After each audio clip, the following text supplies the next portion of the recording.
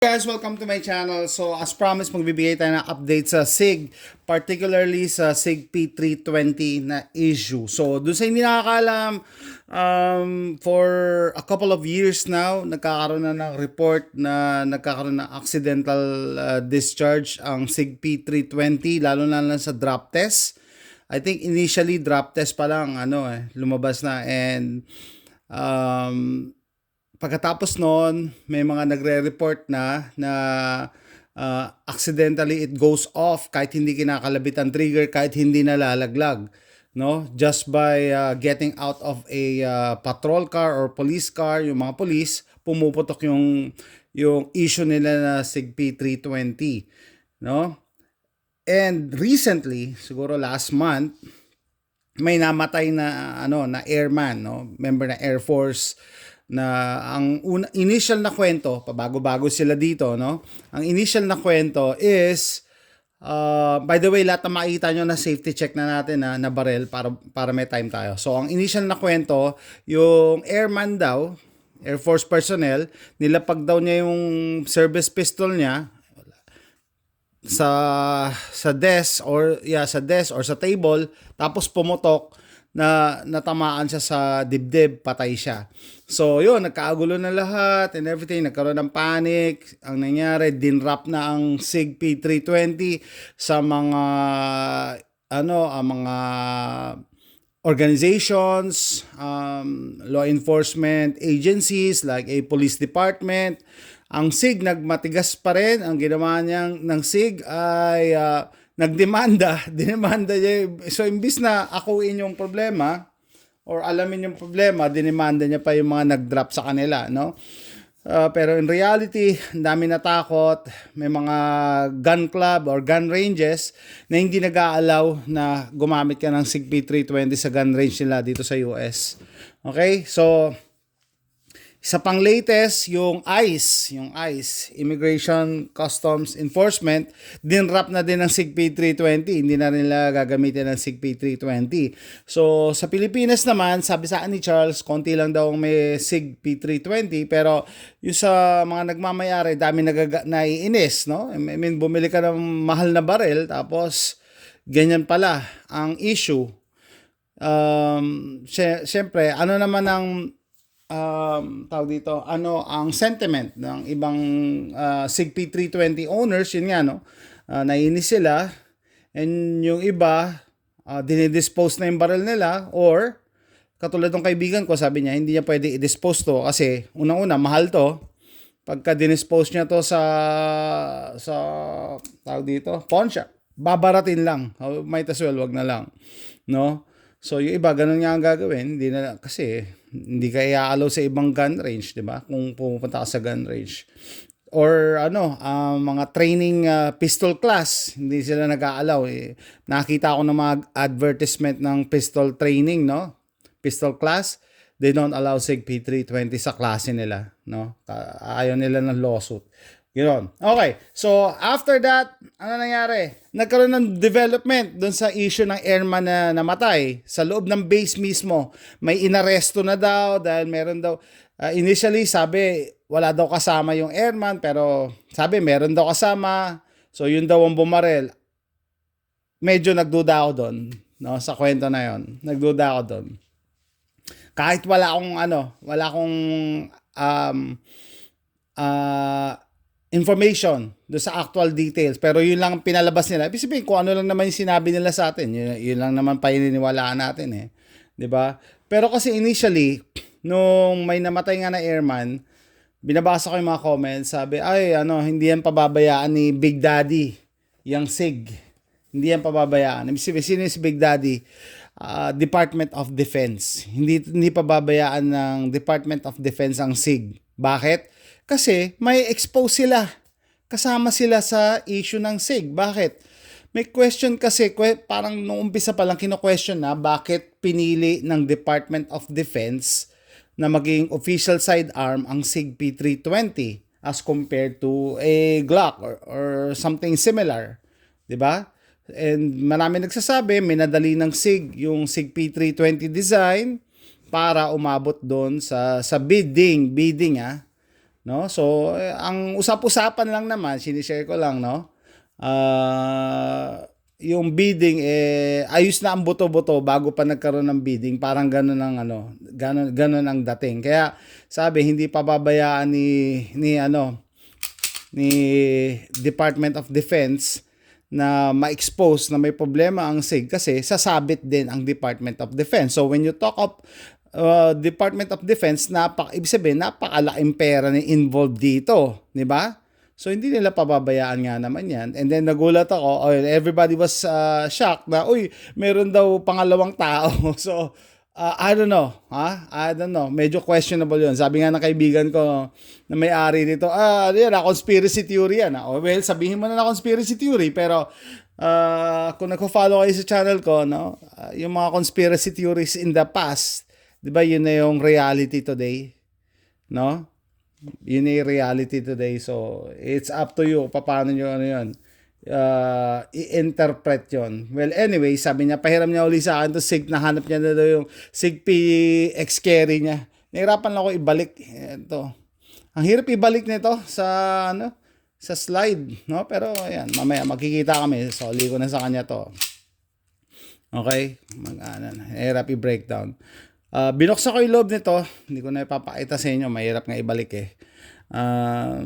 Ano masasabi ko? Yung internal parts niya mas maliit as compared like yung tawag dito firing pin safety, mas maliliit na parts. Ito yung kanyang upgraded na lower, no? Upgraded na yung lower nito. Gusto ko to meron pang thumb rest.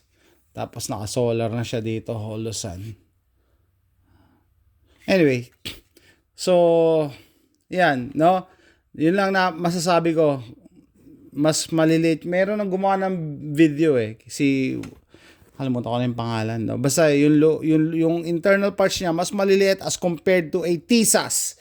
Yung TISAS PX9, napakamura, kalahati lang ang presyo nito, pero yung mas beefier yung mga parts niya, no, yung humahawak sa firing pin block, mas makakapal yung pyesa. So, ang latest ngayon, yung SIG nagsalita na. So hindi na sila, sabi niya, hindi na raw sila galit, dati sinisisi pa nila yan, pero ngayon pinakita nila yung engineering. Panoorin niyo na lang, no? Pinakita nila yung engineering ng produkto nila. Striker safety lever will go forward. Ito yung Vice President. Lever moves up, right? So the trigger moves to the rear, the trigger bar moves forward, the captive safety lever, which is locked in place for the trigger bar. Okay, panoorin nyo na lang sa SIG sewer site, no? Masasabi ko lang dyan, yun din ang comment ng isang reviewer doon sa ginawa ng SIG, na yung pinakita nila, yung engineering is solid ang engineering. Paano yung execution? No? Ibig sabihin, theoretically, solid yung gun, no? Safe yung gun, theoretically. Pero yung execution, yun talaga ang medyo kino-question ng mga tao. Kasi paano ipapaliwanag ng SIG to na napakamahal na baril? Mahal to compared sa average na no? Paano niyo ipapaliwanag? Paano niyo ipapaliwanag? And hanapin niyo yung Wyoming Gun Project, no? Na a-activate niya yung nito, yung firing pin, naglalagay lang siya ng tornilyo dito to take up the pre-travel, tapos gagalaw-galawin mo lang, pumuputok na, no? And ang dami na nag-demo nun sa YouTube, no? Pero ngayon, naririnig ba? Pareho to Paano ipapaliwan? Ito, mas konti. Ito guys, yung aking MMP. Ito ang aking reliable na MMP surplus gamit ito ng Police Department. May naririnig ba kayo? May naririnig kayo? Ito guys, Polymer 80. Napakamurang Glock 17 clone. May naririnig ba kayo? Dapat nga side by side Nakakatawa naman. I mean, yung SIG, no? I mean, they are a big company, magaling ang mga engineers nila, magaling pa yung mga digital creators nila, yung ano, yung nga, sabi ko, yung nandito sa ano nila sa site, no? Pero paano nila ipapaliwanag to? May mga users daw na tumawag sa SIG regarding that, sabi normal lang daw. Ah, talaga? Itong Polymer 80 wala pang kalahati ang presyo ng SIG P320. Wala kang marinig. Eto, surplus bili ko, pero siguro 3/4 ang presyo sa SIG. May naririnig ba kayo? Ayan, wala. Yung kamay ko naririnig nyo. Ito, dalawa. No? Okay, so yun lang nakakatawa. Kasi, todo deny pa rin sa huli ang SIG na okay, maganda yung product, maganda yung engineering, solid. Yung execution. Ito ang magsasabi sa inyo iba yung sa computer Sa computer, safe na safe tong barrel na to. And napatunayan na yan ng mga ibang users, yung Wyoming Gun Project, na ikukunin lang yung take-up, tas gagalaw-galawin, puputok na, no? Okay, so, final note, okay? Ano masasabi ko? Itong SIG P320, solid ang design, maganda i-grip, no? Maganda sa grip. Ito nga, may upgrade pa, no? Solid siya. Tapos yung trigger pull, out of the box, ganito na to ito na to, out of the box. Ang ganda. Pero ang tanong, safe ba?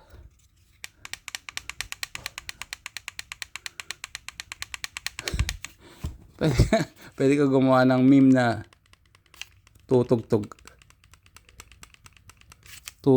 ka no?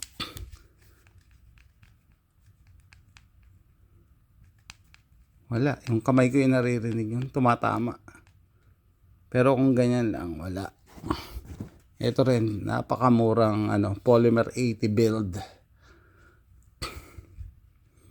Anyway, so, yun lang masasabi ko. It's up to you guys, no? Ang sa akin naman, kung hindi pa kayo nakakabili ng SIG P320, marami namang options dyan, no? Maraming options, no?